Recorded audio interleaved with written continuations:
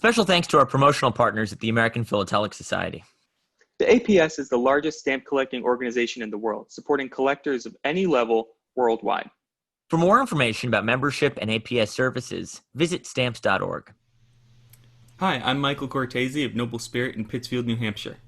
And I'm Charles Epting of H.R. Harmer in New York City. And this is Conversations with Philatelists. Now, I'm going to get this out of the way right off the bat. Our more perceptive viewers may notice this is not my normal backdrop. And our listeners have no idea what I'm talking about right now.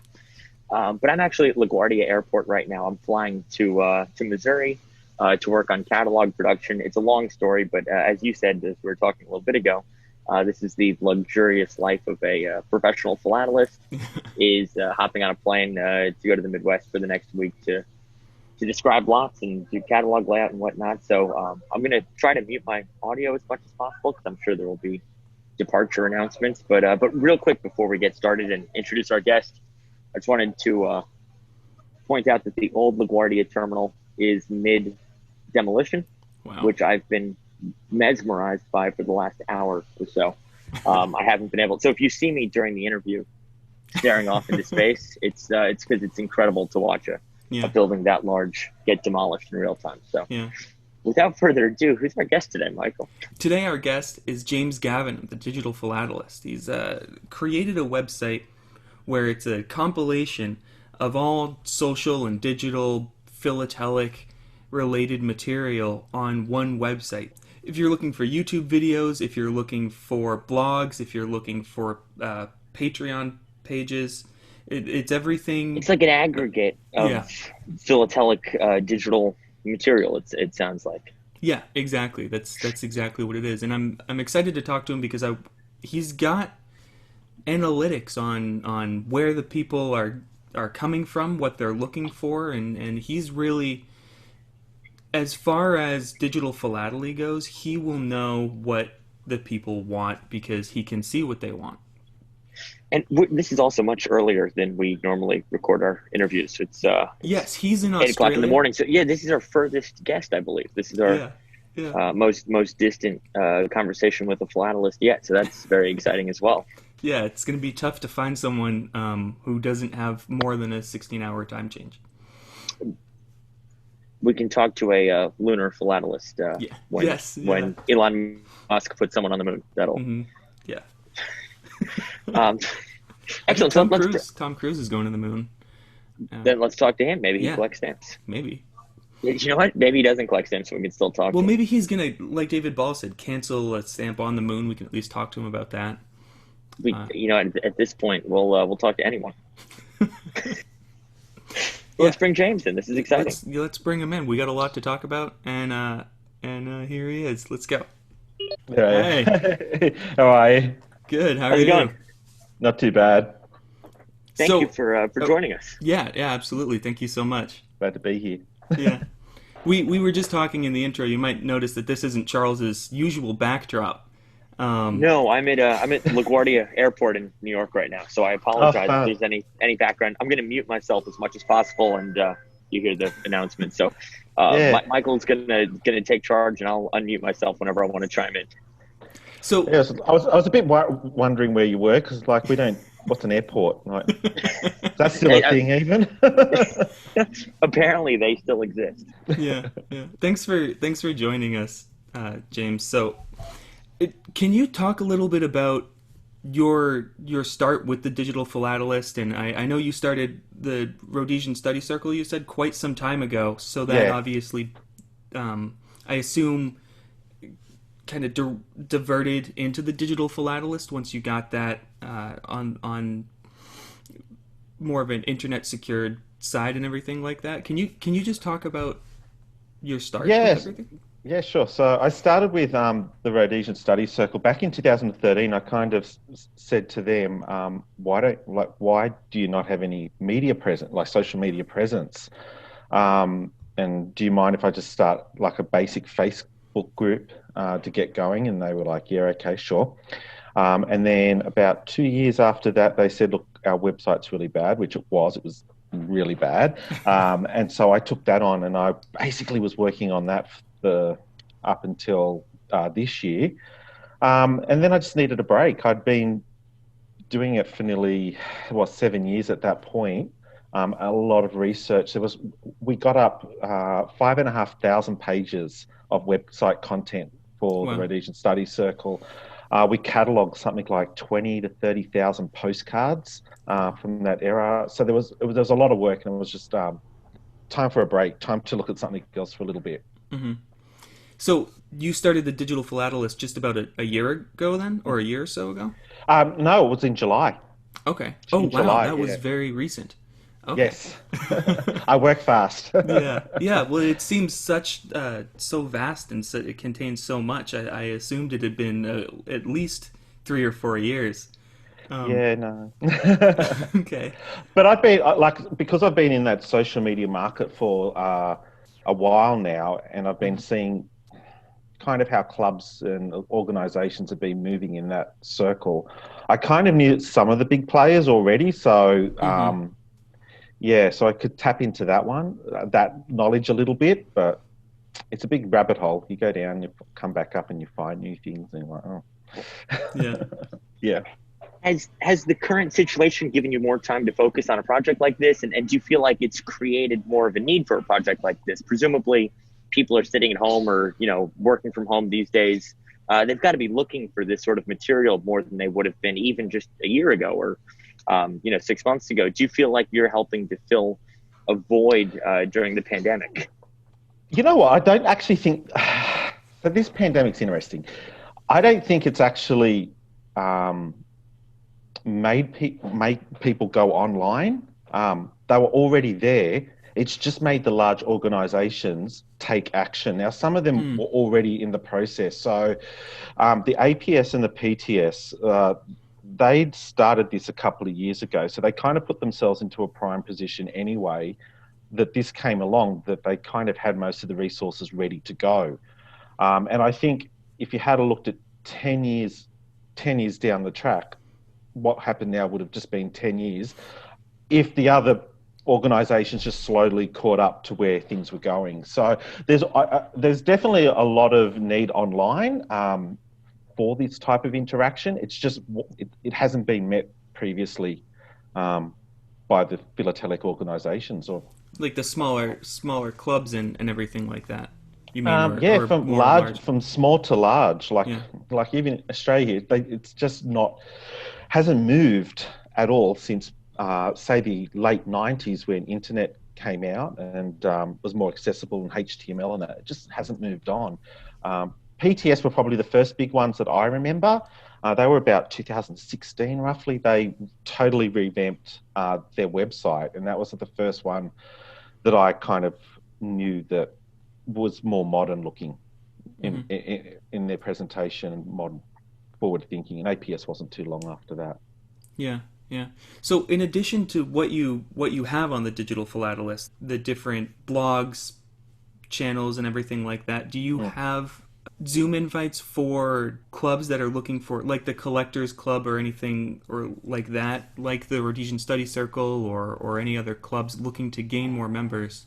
Yes and no. So I haven't really gone down putting Zoom invites because at the moment I wouldn't have the capacity to do it. Like I'm the only one running that website. I wouldn't have the capacity to keep up with it. So Yeah. I've kind of haven't really gone down that path at the moment.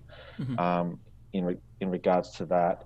So I wanted to talk a little bit about the difference between Australian collectors and collectors in the United States, and maybe your traffic on either side. So it's the digitalphilatelist.com. And do you find most of your people viewing the website are from the United States, or are they from where would you say the majority of the demographic is from? It depends. So it depends on how you connect online. So I've tried to at the moment starting to get into the Latin American side of things because they have so many videos online.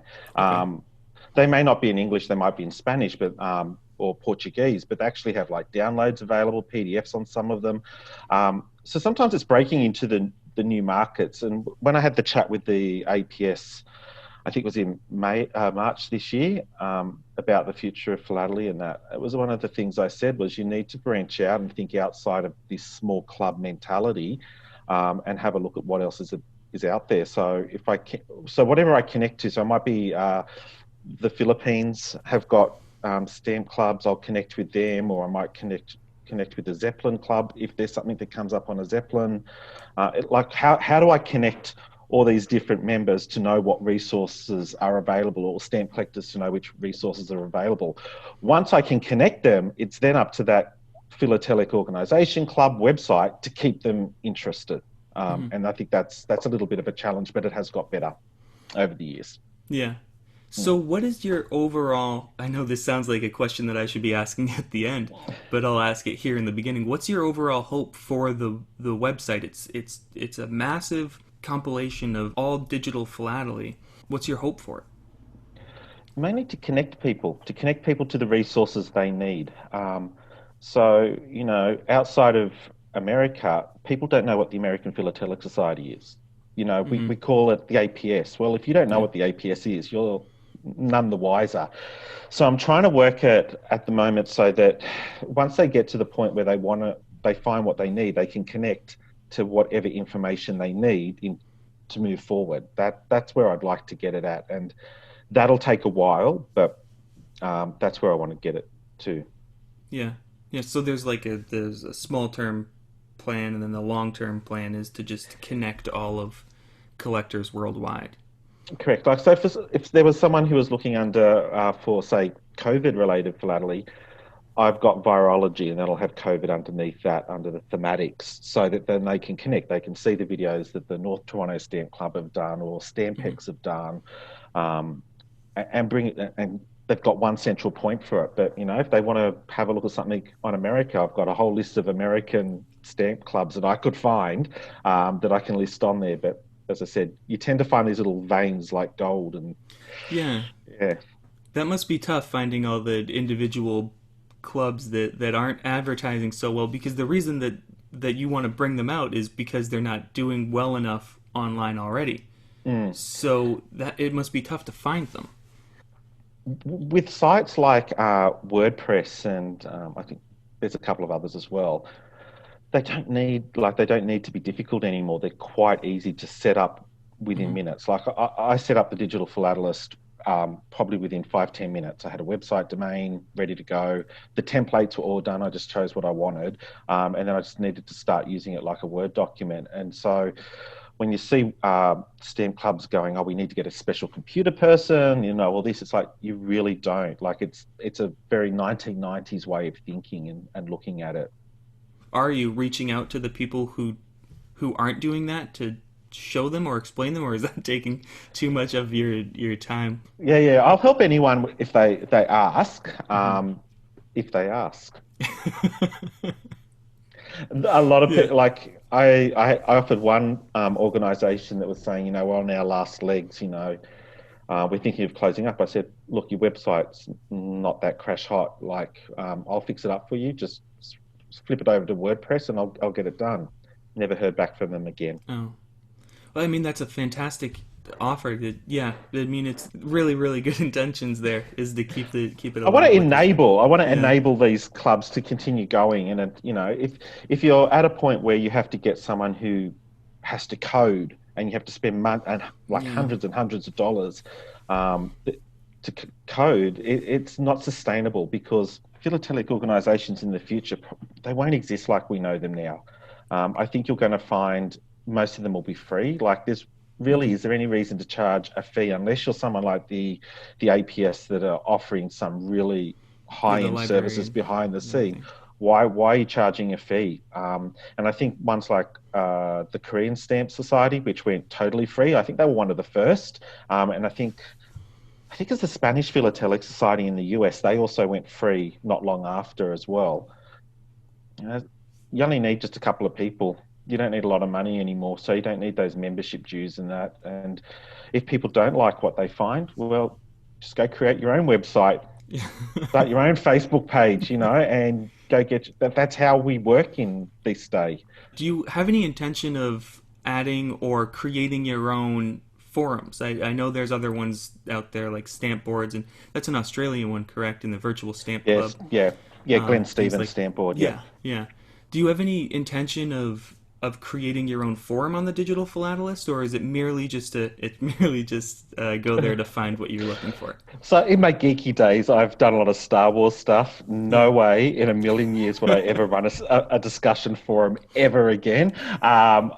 Yeah, I mean, even Facebook groups, you have to be able to monitor them constantly. And like, there's a lot of work that would go into like stamp boards to keep that maintained, to get rid of all the riffraff that comes in and whatnot. And it's not worth it. It's not worth it.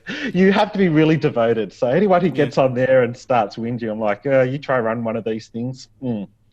Just let them do what rules they want to put in place. To switch gears for a second, talk about, or if you don't mind, talking a little bit about yourself personally. How did you get involved in the Rhodesian Study Circle?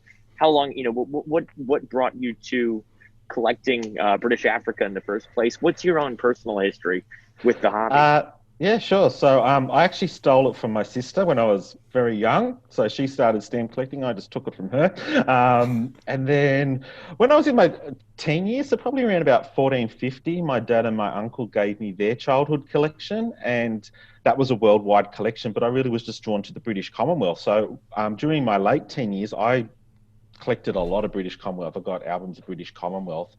And then in my 20s, I did what most people do, which was it just went aside and I didn't really collect it. And then when I came back, I was like, I don't know if I want to do as broadly a topic anymore. And I just went, well, Southern Rhodesia, which is really what I started in, doesn't have a lot of stamps, really quick to collect. And then I just started with that and then moved on from there. So at that point in time, I went, well, the Stanley Gibbons catalogue only offers so much information that you can get. So I joined the Rhodesian Study Circle from there on in for that reason. Yeah, to get more info. Yeah. You said they've got a lot of postcard material on there. So is it mostly mint used, or is it a lot of postcards, covers, stuff like that you collect? I mainly actually collect advertising covers from it.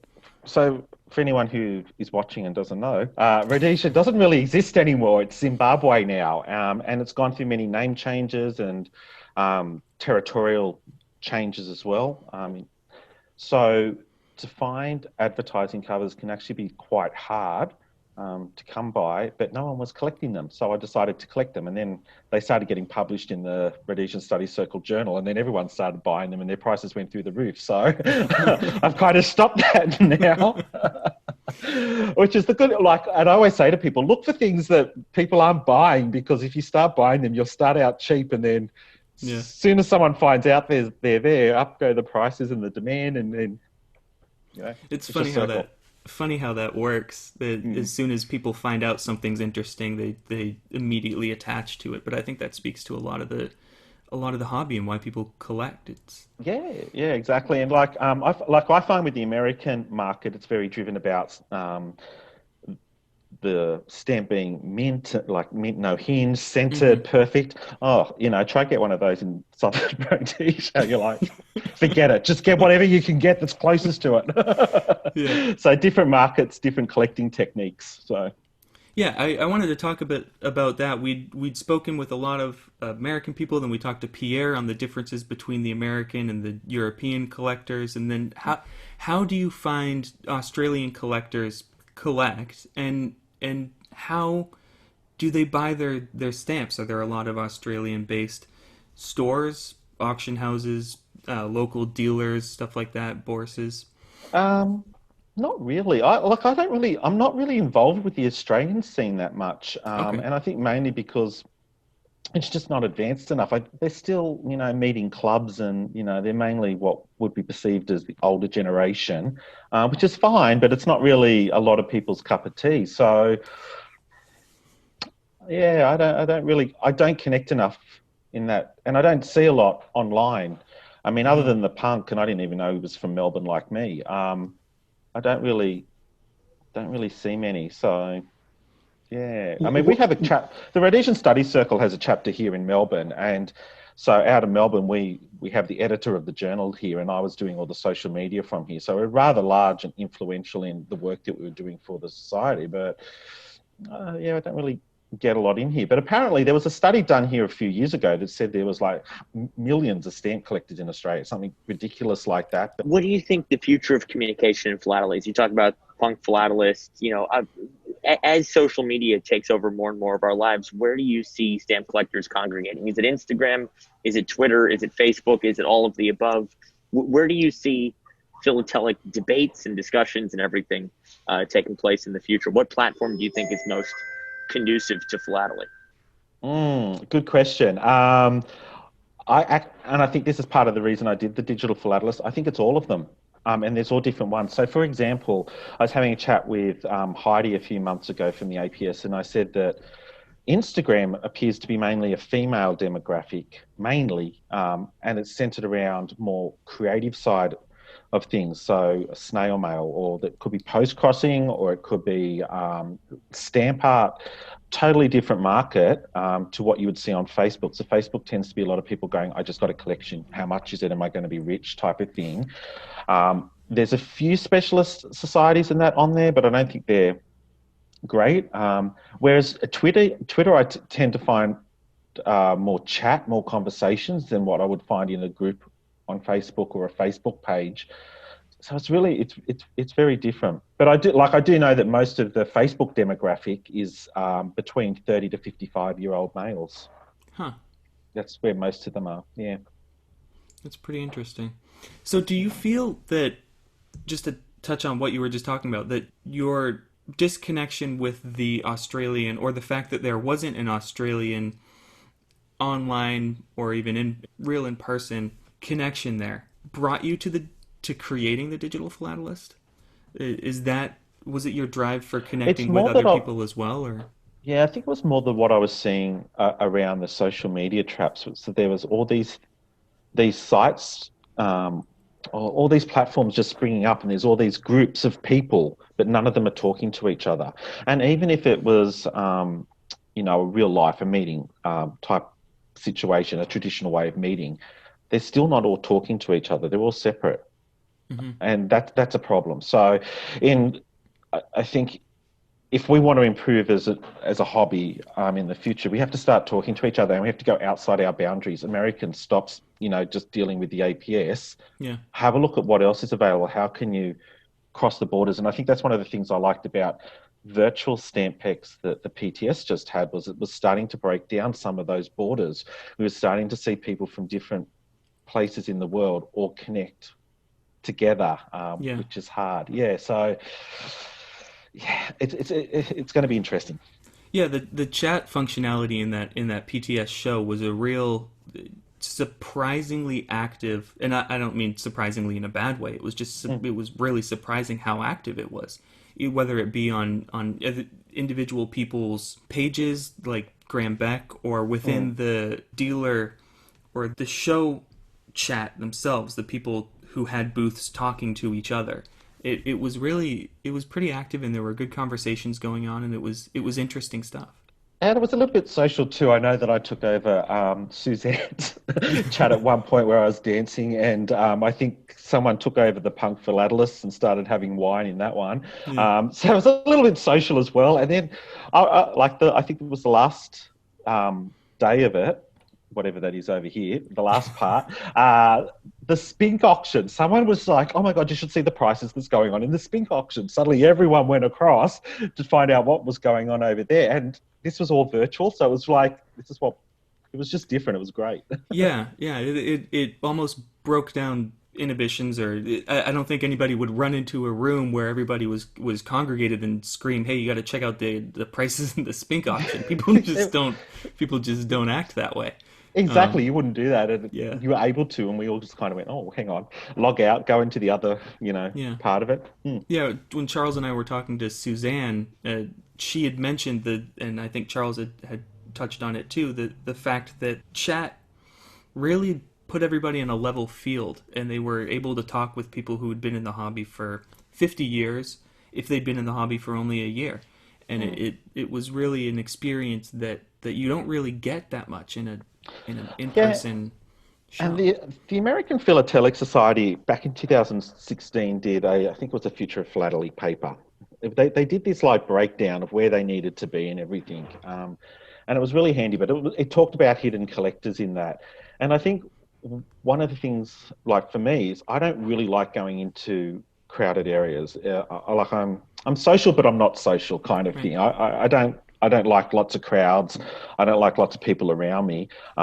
So sometimes a real life show or a real meeting stamp club, for some people it's fine. For other people it's not. And so it's a really easy way to disconnect them. This broke down some of those barriers. You could kind of, like, if you're someone like me who's much more comfortable behind a computer than in real life, I can, away I go. So it's tapping into another market. Yeah, there's no real wrong way to collect No, stamps. no, Yeah. no. Or, And well, it does give be all these socially. hidden collectors a way to engage that they wouldn't do any other time, whether they don't want to go to a stamp hall or Yeah. whatever it may be. Yeah, or whether they're not a part of some sort of organized philately in any way. Maybe these free shows like the PTS and the APS stamp show online is a way to maybe entice them and bring them out to a live show at some point. Yeah, we are seeing like a lot of Graham's, Beck's exploring stamps. A lot of the comments on there was, I haven't collected stamps for so many years, and so I've just decided to get back in the hobby, and I've been watching your videos. So it's just tapping into a new market, and I think philately got stuck there for quite a long time, where the only concept of a stamp, like collecting stamps, was the traditional style of collecting, and that's it. And I think if we're moving forward now, we have to kind of break down some of that. I don't know. I personally don't know how long those what I call dot collectors, so people who look at all the dots on a stamp, and I don't know how long that type of philately is actually going to last in the future. I don't know how sustainable that is. It was obviously popular from those in the 50s and the 60s, but I just don't know how that's going to last in the long run.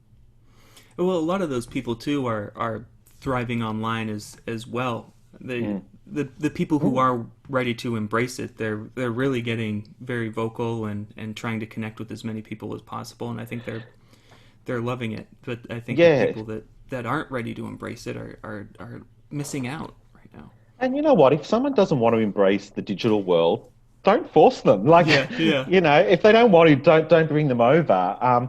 And what I was saying to the APS in my stamp chat was, and I think this was alluded to with Graham on your show as well. You have the youth, which is catered for, so lots of youth stuff. You've got the dot collectors right at the other end and the traditional people, but actually the majority of the middle is not catered for. No one is catering for them, and that's where this online presence is coming in. Yeah. And if you're not catering for them, they'll either create their own social media identity, or you'll just, your club or society will just die and pass away.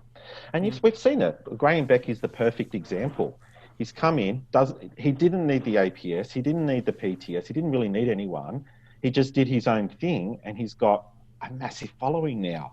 And that's probably the biggest threat to organised philately if they don't change. But I think like the APS and the PTS are really on the right track. I think they've got it nailed. Yeah.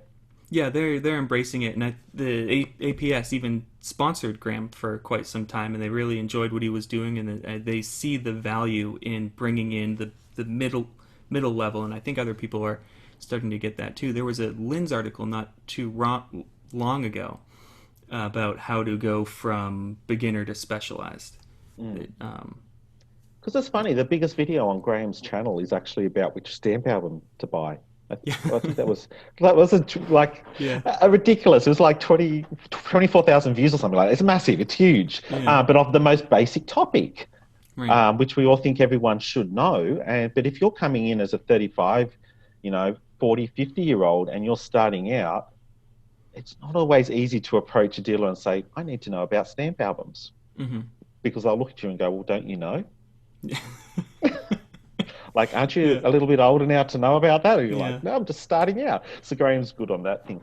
People will start doing things. Yeah, people like Charles and I, if I hadn't had Alex or the YPLF helping and guiding us into the philatelic hobby. It would have been tough. Or my father was a big help there as well, but he didn't connect me socially with people because himself, he didn't have those connections because we were online, and that was it. There weren't those connections online yet when we started out.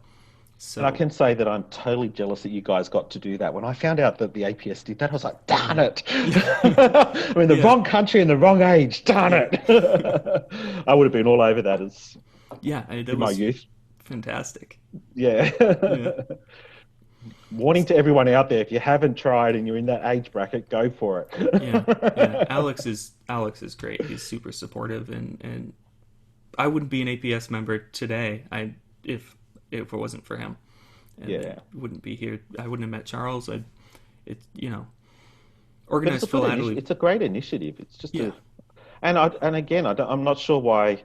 I mean, I'm not too sure if the Royal in the UK does it, and even in Australia, but like I don't know of anything. It's the youth. It's like the kids. Like, what can we give the kids? A pack of dinosaur stamps. Okay, great for them, but what's beyond that? There's really a plan that needs to be in place for that. Mm-hmm.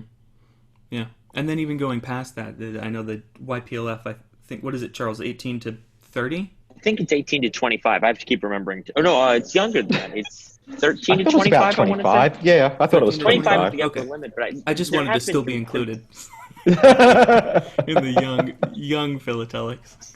Well, the APS also had a group. It's sort of off topic, but they had a group that was meeting for a dinner at every summer stamp show for young philatelists, and the cutoff was 50 for that. Huh. Which in most circles, 50 is, not the younger part of the populace, but in the APS that was their cutoff. So I'll take it. You've got a couple more years then. Couple. Couple. But it's funny because I was talking to Graham the other day, and he was like, for his philately things video. And I said, I hate when organised philately says, it's dying. What can we do to save it? It's like, it's not dying. They're just.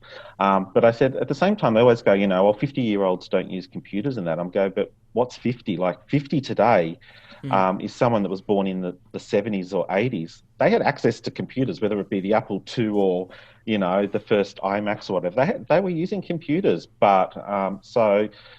Go back to the 1980s and 50s. Well, not really, because they were like the 1930s. They were getting out of the Depression. Like it's different. And the market that's coming through now, most people will be computer savvy. The other end is absolutely. My father's 69 years old. He's more computer savvy than I am, and he's so active online in talking about stamps and supporting the hobby. People those ages definitely are. They're online and they want to connect. I think it was the 70 plus is one of the fastest growing uptakers of digital technology in the world. That's incredible. 70 plus, and that was prior to COVID coming in. So COVID obviously just put the fast forward button on everything. So, so what are you seeing the most support for on the Digital Philatelist website? What are people looking at the most, and what do you think they want the most from Digital Philately? Don't know if that's interesting. This one, so software and apps is probably one of the big one. Okay. People are looking for that. Patreon and Etsy are probably the next two. They're interesting markets. I wouldn't have expected that. Patreon's interesting because I actually think there's really good opportunities for smaller clubs to get into that market because it appears that the people that are using Patreon are the beginner market. They're not worried about really the quality of the stamps too much. They're more about the variety that's available. So to get a regular subscription service started where people are getting regular packets of stamps is actually a good thing, whether like for small clubs, and also good for dealers who, might not have a huge sales on rarer stamps, but want to keep that other stock turning. I think it's a really interesting market, and I'd be watching that one at the moment. Etsy's another one. I can't really explain Etsy. It's a lot of stamp art in that, so I think different demographics. It's been hard to track women over the years. Rhodesian Study Circle was mainly it was mainly male dominated. We did have some females come through from not stamp collecting, actually from historical groups that I was part of on Facebook that would feed in, kind of connected together. So I'm not too sure where the Etsy things will end up. Quite interesting. So software and apps, and YouTube's really big. YouTube's always big. If I post something on YouTube, yeah, YouTube's a big one.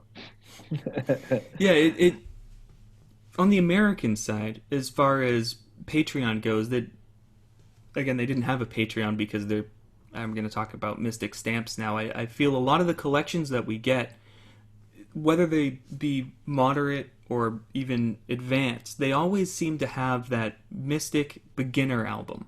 Somewhere in the collection, we get a large room of stuff, and there's always that one Mystic beginner, fill in the blank. They give you the stamps, go find the spot.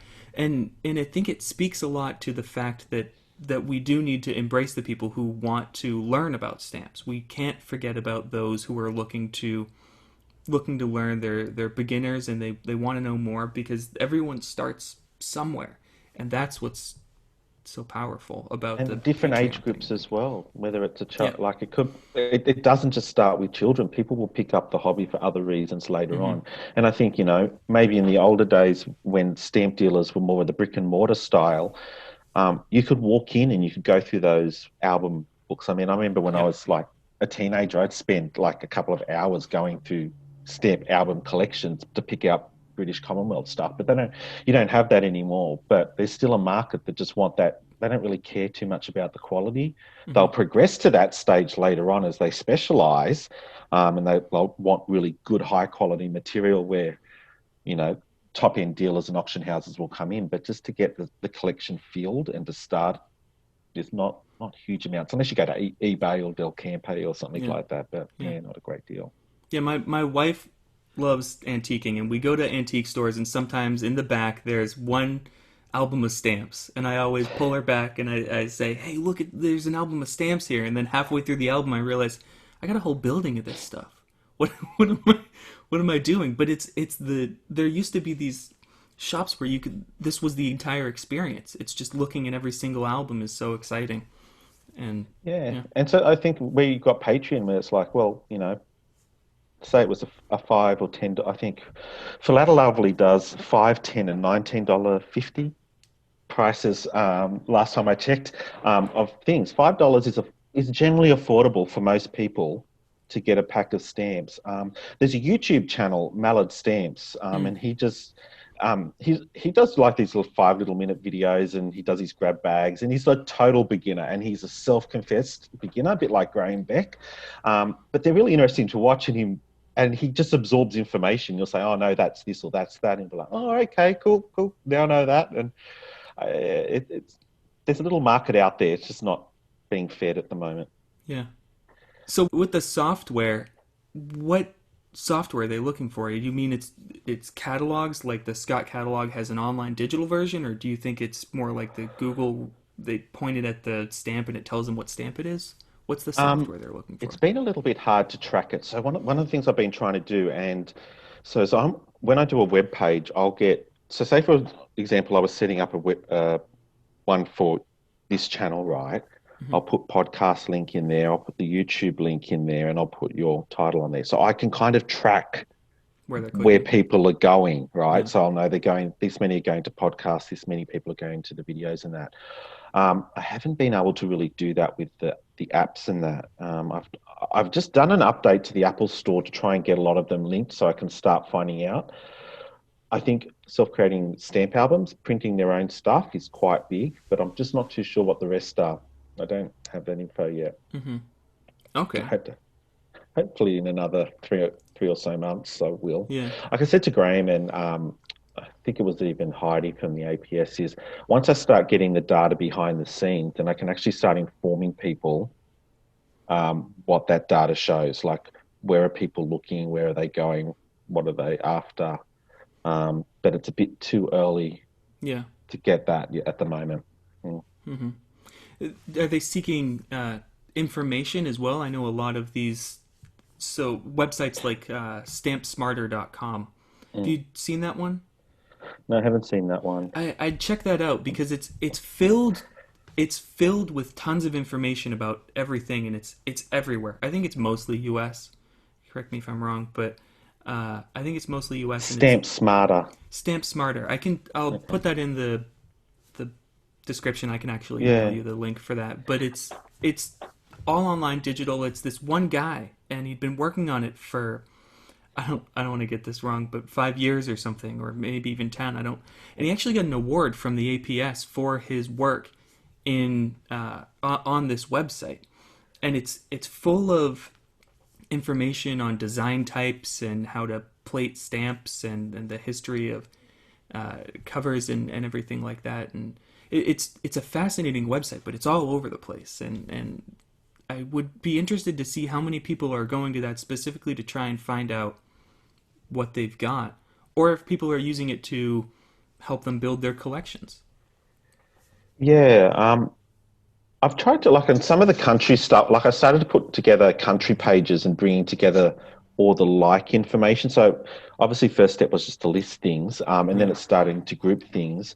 And yeah, I haven't really finished the big ones on that, but even some of the small places, I'll just get some.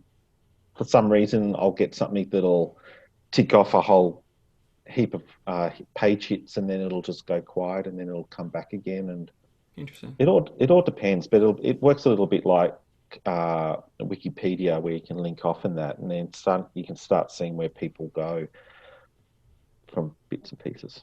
Yeah. But still a bit early. I think it's still a bit early at the moment to really give more solid information. Other than the big ones, I know where people are looking in terms of the type of social media platforms, but just not that next level down yet. Yeah. Huh. I had to go.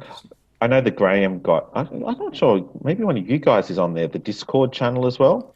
Yes, Yeah. I saw that. I joined that quite a while ago. It's decently active. I think they've just hit 100 members. Yeah, it is. And I like when I was first made aware of it. I think again, Graham Beck said, "I have have you seen much on Discord?" And that I'm like, Discord? Like I know that from computer games. I don't really know it about stamps. Yeah. And I was like, okay, I've got to check this one out. So I went and had a look at it. I was like, oh, this is actually a good little community there.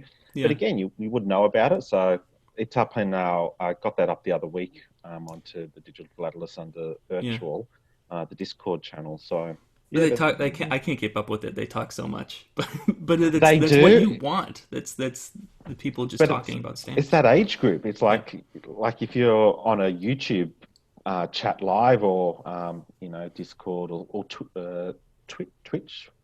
Yeah. Oh yeah. Yeah. You just have to keep up with it. It's like really fast, and it's perfect for that demographic, but it may not be good for other demographics. Right. They would just go, "Arr," But at least it's filling the void, if you will, for a forum type material for younger people who aren't.